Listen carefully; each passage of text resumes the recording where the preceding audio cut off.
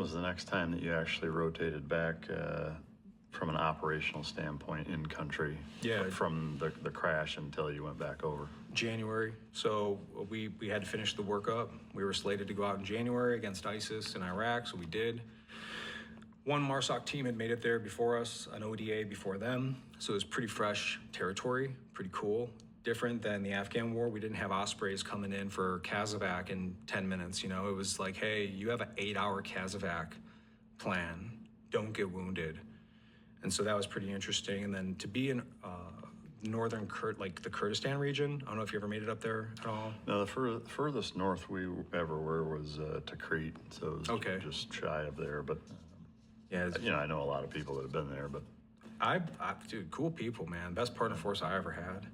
It was just really interesting to see a front lines, like an actual forward line of troops. Yeah. There's the enemy, here's us. And so we started that in January, wintertime, started to do some targeting because Sinjar had just stopped. So we needed to create the next mission for the conditions for Mosul because we all knew that's where we were going.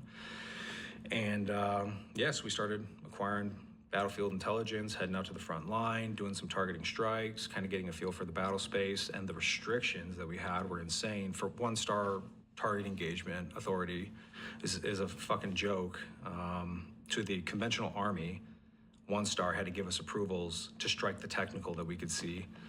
And yeah, it was, that's when we started that one. How long were you in that area for? 6 months. 6 months. Yeah. Were there any significant operations or things that took place that you can share from that deployment? Oh man, there was a couple. The first one I would say, I think it was March 3rd of 2016, something like that. So I'm on watch all night long. That's fine. We're doing a lot of handheld drone stuff. Like that's what we're just starting to crack into, is that whole realm of things. And I'm on the post, front line, looking at ISIS town, making sure nobody's in the white space, of course, like real fire watch, not no one's gonna come and attack us, like yeah. Legit. You know, these guys were sneaking up in like trash bag ghillie suits, where they had like thermal lining, so you couldn't even see them on the thermals. It was pretty smart. But all of a sudden, the morning time's coming, and there's the village, and there's this mountain behind the village. And there's this just massive, thick fog, it looks like a black smoke just slowly engulfing the entire mountainside. Yeah. And it's working its way down, and then it starts engulfing the village. And I'm kind of getting on high alert, and it's not moving fast, but it's like, man, if this works its way over to us before the sun breaks it up, obviously this is providing incredible cover for these guys to like do something. So I'm looking out there, sun's up, nods are off. And the seals over at Mosul Dam had actually been in a tick for the last couple of hours. And I was watching that popcorn show take place, of course, listening to it on the radio, just being like, man, these guys, and they were getting it pretty good, dude. And it wasn't just one-way tracers either. It was like, I was watching them get into a really serious gunfight, most intense one I had ever seen by far at that point in time. And an intense one by all standards. All of a sudden, though, from the baseline of that fog that's starting to engulf like the village, I see this like white cloud start to manifest. And I'm like, dude, I think I'm tapped. You know, I've been up all night, staring at computer screens, doing watch. I think I need to go get replaced because I'm starting to see shit. And then all of a sudden from that little white ball, I see this smoke trail.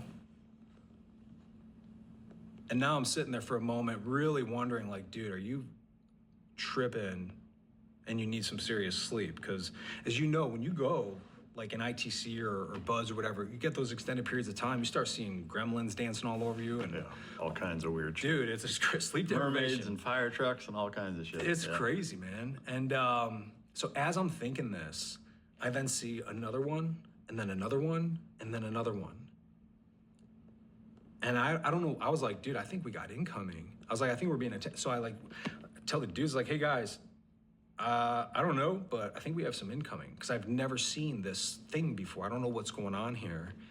There were Katyusha rockets. I'd never seen Katyusha rockets. And as I'm waking everybody up, letting them know this, and they're kind of like brushing it off like, what the fuck's Malone talking about? boom, boom. I mean, dude, Katyushas are violent. And that was no mortar. You know, been mortared in Afghanistan and stuff like that, but I was like, this is like, Next level. did not expect it. Yeah. And then my first thought goes into the mustard gas, because they were using that all over the place by us. And so, not the most accurate. I think the closest one got within maybe 75, 50 meters, but they got a pretty good kill injury radius on them. So all of a sudden, our second element, which was on top of the mountain in an OP, they start coming underneath direct contact. And so we're like, dude, this is a real fucking fight right now. The SEALs have been in it all day. They're claiming 100 to 300 fighters over in that area. And honestly, I believe it based off what I've been watching all night. You know, they're doing airstrikes. We're listening to it on the radio. All of a sudden, our team up here in the OP starts getting engaged heavily. More Katyushas start coming in. Indirect mortars start coming in. And we're like, dude, this is like, I mean, I'm getting chills right now just thinking about it. But we're like, dude, this is about to kick off. These dudes are about to start rushing the flot, I bet, behind this smoke. You know, they probably got technicals coming out and V-bids.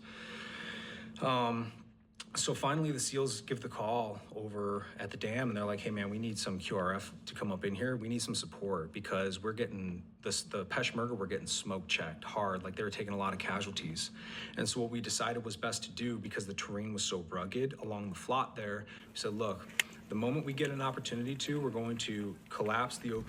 We're going to bound over to the SEALs position, probably underneath intense gunfire, hopefully not underneath, suicide vests, or VBIDs.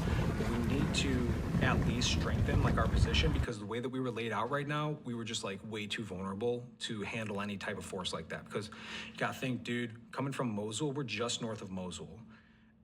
There's an unknown number of fighters there. And these guys have become notorious for doing things that we're not used to seeing.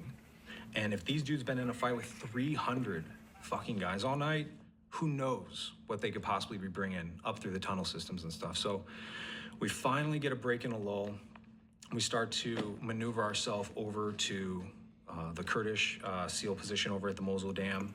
And the entire time, just rounds cracking overhead. We got a berm.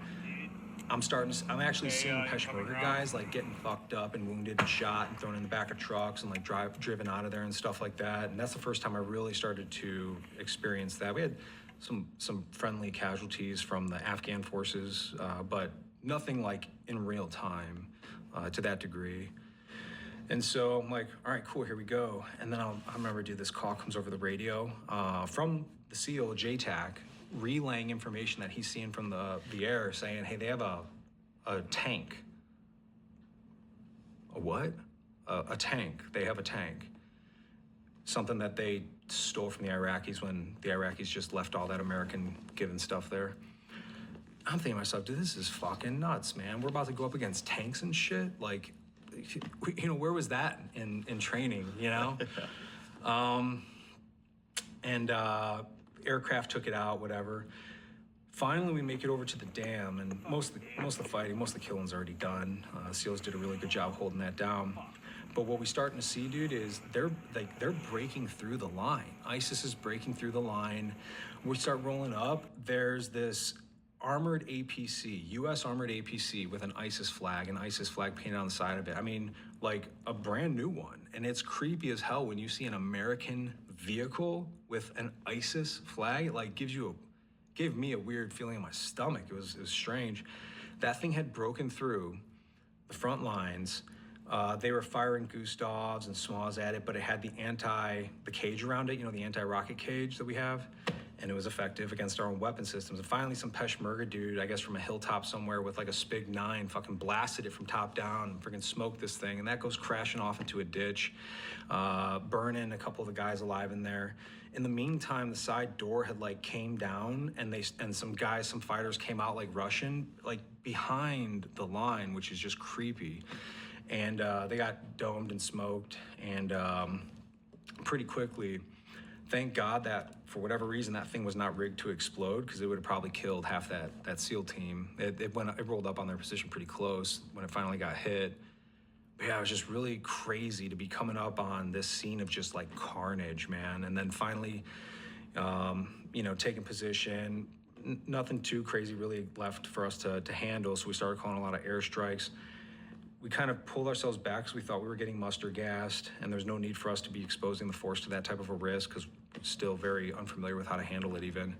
And it turns out they were. Whether it affected us, I don't know. First time I also saw a drone drop a fucking 40 Mike style grenade, ISIS drone. That was weird as hell, man. How was it employed? Just like a little handheld. Like, I mean, like what did they do with it? What did they drop it on and all that? so what they would do is they would just makeshift some sort of a grip thing, electronic welding. Dude, they were pretty savvy. I don't think that there's a lot of stuff publicly known as far as what they were doing. I mean, you look at the IEDs that they had, and they would rig like an entire city block to explode, and it would be initiated off the pressure plate of this little rubber ball. We used to call them anal beads, or because that's what they like look like, or not that I know. As you should. Not that I know what anal beads look like. That's all right. But or Christmas lights, you know what we call them. I like anal beads, but Yeah, you know what? User's choice. But dude, like they were really, they had some good ingenuity. And so they flew it over our position. They dropped like a couple of grenades, highly ineffective.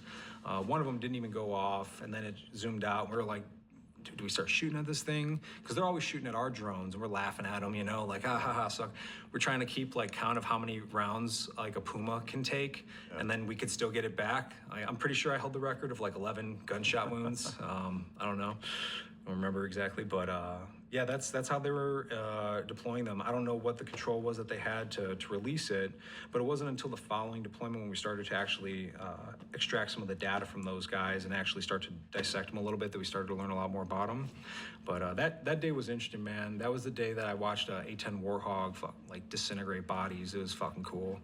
it was during that same day. Oh yeah, same thing. Because we consolidated back, went to a hilltop. There were some brick guys out there with us as well. We worked pretty closely with, considering the tier difference. And dude, A-10 Warhog, I was like, this is gonna be awesome. You know what really stands out to me though is how there was a squad, like 12 ISIS guys up on this one side of a wall. We had perfect view on them. They were fighting some Peshmerga guys over here. A-10 comes in, drops, I don't know, it was like maybe a 200-pound bomb or something like that. What blew my mind was so many of those guys were still standing after that bomb hit. Perfect hit, right in the center of their line. And like only the ones who had basically been hit with the bomb were gone. And then there were still like 3 guys on the front and back end of the, I was like, man, that's like. Were they rattled or they were still fighting? I'm sure they were jacked up. Yeah, I mean, they were, they scattered basically at that point. But it didn't kill them. Yeah, I was like, you never think about that. I saw dynamics of the physics behind the explosive force and stuff. Yeah. Pretty interesting. Yeah.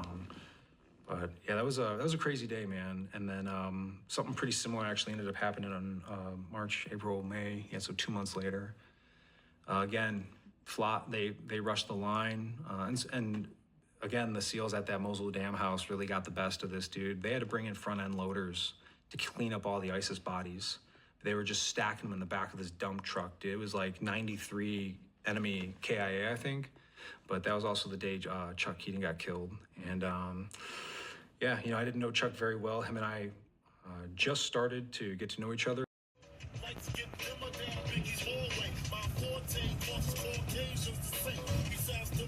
This thing is fucking broke.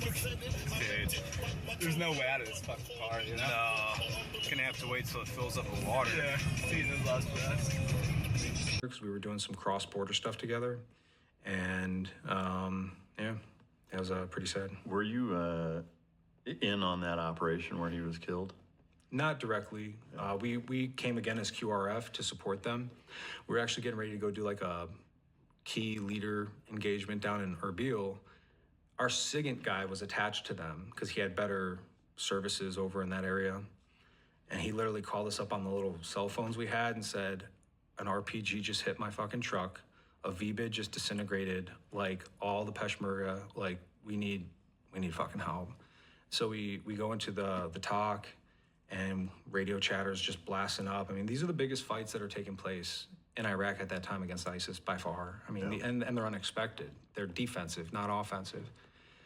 And as soon as we get in there, we hear the Z-Mist come out. Last name initial, last 4, gunshot wound, to the chest, urgent surgical, And when I heard the urgent surgical, I was just like, oh, I was like, this is, a little bit different than anything. I've never heard that with a U.S. person before. Heard some weird ZMIS come through before with the Afghan forces, but yeah, first time for U.S. So we knew it was pretty serious. Came down there as QRF, but again, by the time we got down there, those dudes did a really good job of killing and stopping the threat, and we supported them indirectly, called in some airstrikes, some mortars and stuff like that. But yeah. Was that pretty standard for that deployment? Were there a lot of day-long operations like that where other units, SEALs or whoever, were getting mixed up and you guys would come help and vice versa, or? Yeah, well, I would say the theme of that deployment, honestly, and it was, again, really frustrating, especially having just starting to get the taste in Afghanistan, then getting shut down, and then now I'm here, and dude, we were dropping a lot of bombs. I don't even know how many. Everybody on the team got controls because there was just so many bombs being dropped. I don't know, have you ever worked with French aircraft? Not directly, no. I mean, there were times where they were in support of things that we were doing, but like I never talked to them personally, no. I'll say that was by far the most challenging out of all the nations. Yeah. The language barrier or what? I'll just say that I wonder what, and I'm sure there's plenty of great French pilots out there, okay? But the ones we worked with, I wonder if they were the reserve unit or something. I'll just say that much. Yeah, so that was, it was a lot of, the theme of that deployment was like, hey, don't get in a firefight. Yeah. Because it was the Obama administration's final years kind of winding down. Trump had just started running for president. Like seriously, I think he just got elected when we got back. Can we detour for one quick second on that? Is that being on active duty for all of Obama's time basically, and then now even just Trump running. This is I think most people in this country didn't take it that serious at first. Not at all. Was that kind of the perception that you guys had when you heard that? Like, was there any, holy shit, like this guy's running? Like, can you kind of, I guess, speak to the dynamic within your unit, how politics could or did play a role with morale, with, thinking of what's going to happen, who you think is going to get elected? Like, is that something you guys talked about much, or did it not have much of an impact? It didn't have much of a, from what I can remember, it didn't have much of a real impact because we're just so busy, right? Yeah. Like we're, that year, like 2016, for example, I was in North Carolina. I was home for 6 weeks, the entire year, to include deployment and training. And so we're just going through it, man. What are the authorizations now? What are the conditions that are going to be set in the near future so that we do understand what those authorizations are? And how restrictive are they? Like, where can we do work, basically? How would you characterize the collective morale of your guys' units at that time as it relates to the restrictions and ROEs? And like, were you guys frustrated? Oh yeah. I mean, it was super frustrating, dude. To be sitting there, I mean, again, ISIS, bad guy territory, good guy territory. We know where the enemy's at. They're walking around. They're manning checkpoints. We can see it all on our handheld drones. They're like right down the street. Like we could shoot the motherfucker. And dude, it would have been the worst career choice somebody could have made. You might have even gotten charged with murder, to be honest, because it was so restrictive that unless you were being fired upon, and it was an absolute necessity, that they did not want you getting involved. Did you guys internally get a sense that the enemy fighters absolutely knew what the ROEs were and took advantage of them? I think that they kind of did. If anything, I could see them being somewhat confused because they know that we're out there. They know we're conducting strikes and targeting. There was a couple of times where they did try to come up on us and they got smoke checked really quickly. They popped a shot over our EOD tech's head. We got a little lax, cracks literally right over this dude's head, no helmet on or nothing. Turn around, start shooting machine guns and 50 cal Barretts at the guy and stuff. And so that dude got tore up pretty well. But I think they were kind of confused because why are the special forces here? They're just dropping bombs. Yeah. So I could see that happening. All right, so After kind of you characterizing what the vibe was, I guess, on that deployment, you come home. How long between coming home from that deployment and then subsequently you went to Syria after that, right? So I went to Syria on that deployment. Okay. Yeah, that was a crazy, man. I haven't talked about any of this really in so long that it's interesting to see what's like coming back to me now. So we got a phone call, and not like me, I didn't get a phone call, but the company, the MARSOC company, the AOB down in Erbil got a phone call from somebody, and they were like, "Can you guys do an amphibious assault for us?" And I'll go into as much detail as I think that I can, because I don't even know honestly what I guess people in places and times, but they were like, okay, who are you? Like, can we do an amphibious assault? Sure, but we're in the middle of Iraq. Like, what are you talking about? And they're like, yeah, this is, my name, blah, blah, blah. He's with one of the tier 1 elements over running around the area. He's like, what would you guys need if we wanted your support to do an amphibious assault? And we're like, well, first thing we would need is Zodes. Like we don't have that. And so he's like, okay, I'll get you some Zodes. Like hangs out, like a really strange phone call, almost like one of those. Because I remember talking to the guy Will Welch, who was our company ops chief at the time, and he was like, it's just such a strange thing, like out of nowhere. Next day, they get a phone call from the Erbil flight line. Hey, we have this delivery here, bunch of Zodiacs. Does anybody know anything about this? Dude, less than like 24 or 48 hours later, these dudes had Zodes on the flight line of Erbil.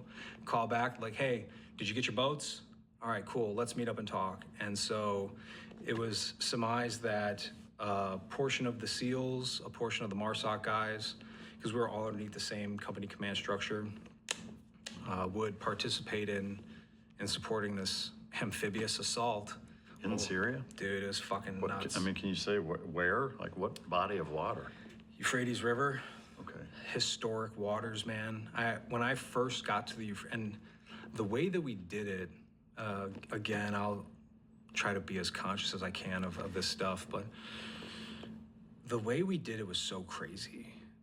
Long story short is that there was a bridge, and the bridge had been blown up by either us or ISIS, whatever, still rigged to explode quite a bit. And we wanted to conduct an assault so that we could begin pushing towards Raqqa. And in order to do that, we had to somehow create a bridge between the most narrow portion on the Euphrates River there, which was a couple hundred meters in length and in width. But there was a lot of ISIS guys on top of the mountains right on the other side of the river. And it was wild. If you ever hear anybody talk about the concrete factory out in Syria, that's where we basically went to forward stage. And dude, you want to talk about being exposed to a whole new world? That was really cool to be able to work with those guys and the joint task force that they had there. These are tier 1 guys? Yeah. Can you say blue or green? Both. It was actually a combination, but it was led by green. Yeah. Yeah, and then even some foreign guys too were also part of that as well. Oh. And dude, it was like everything that I could have possibly wanted it to be. Everything that was in the brochure. Yeah. For MARSOC, but no, they just kind of dangle that carrot in front of you, But leading up to it was crazy, man. They had jet skis. ISIS rigged these jet skis to explode. They would drive them across the river and crank themselves off. The Kurds that we were working with out there, the Syrian Defense Force, mixture of Arabs and Kurds, lighting these dudes up in the middle of the river. They're blowing up. Turkey's lowering the water levels so that ISIS guys could sneak over and chop the heads off these chicks who were standing on post. It was like entering this new dynamic of creepiness, really, is what it was, because you were just so unsupported out there. And finally, the conditions are met, and it took a while for us to meet these conditions. But in the meantime, we're trying to do training and prep. We're using these lakes. We're transporting some stuff around the battle space. And this guy, this green dude, he found these old Soviet ribbon bridge pieces, the ones that For those who don't know, ribbon bridge is you put on the water, you unlock the top and it folds out, and then you use boats to basically link up a floating bridge. He found like 1 or 2 of them in the middle of Syria somewhere, and coordinated the logistics. We get these ribbon bridge pieces, and the concept is that we're gonna launch this like massive feint down towards this other dam area on the river, draw the forces out, they'll go down there, and we're just gonna like bomb the fuck out of everybody. I mean, that guy, I think the controller was like a B1 or even maybe a B2, whatever we were using, but he Winchestered 2 of those things. And they have some massive payloads, as you know. I mean, all night long. Winchester 2 C-130s just taking dudes out all night long as we begin this like surreptitious river crossing. It's, man, and we had it easy, right? But when you think about that exposure when you're out there on the water, Yeah, it's pretty dicey. yes, it is, man. You take a round to the freaking boat, and all of a sudden that thing starts sinking.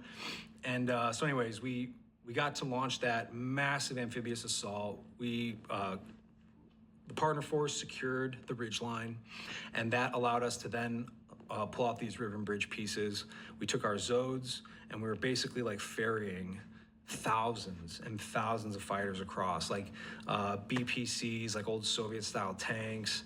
I mean, everything, dude. I got some really cool footage from that period of time. Who were the fighters that you were ferrying across? So, SDF, the Syrian Defense Force, which was a hodgepodge of a bunch of different factions, which some of them Turkey was not friendly with. And so I never had any problems with any of those factions. I'll just say that much right now. In fact, one of them kept me from stepping on an IED when, in theory, based off what I was always told, they would benefit from that. Yeah. But so just so that I'm understanding correct, it was a deception landing or amphibious operation to draw all of these ISIS fighters to a certain location and then call in airstrikes and bomb the shit out of them.